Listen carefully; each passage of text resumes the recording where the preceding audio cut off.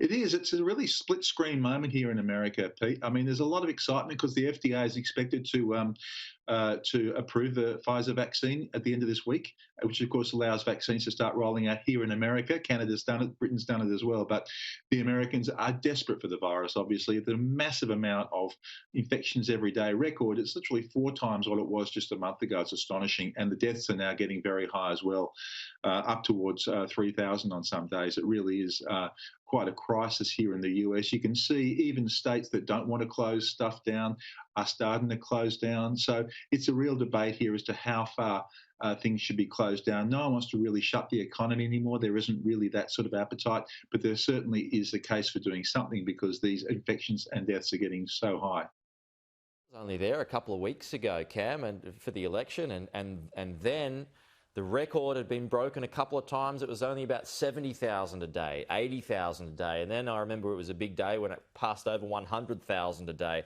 And now we're up over 220, heading towards 250,000. I mean, where's this going? And Joe Biden talked about the US heading for a dark winter. It would seem like that is going to be the case. Yeah, you really don't know how it's going to particularly stop at this point in time because we had Thanksgiving, a hugely popular holiday here in America. We've got Christmas coming up. People have to be indoors. That's where the virus spreads easily. There's really not a simple solution here. It's a very libertarian people in America. They're not going to shut down too much. So really, it's a very concerning period for America and Americans. I think they've just got to be very, very careful because a lot of average, ordinary Americans who haven't got underlying conditions will not get this injection probably until about May or June.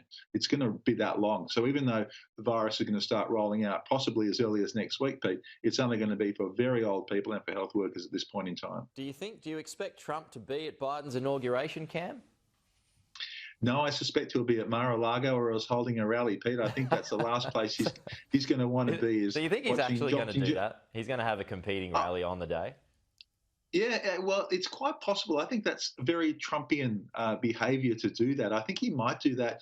I certainly don't think he'll be there. I don't think he would really stomach watching Joe Biden put his right hand up for an election that Donald Trump maintains that he won. So I just can't see him actually turning up there at all.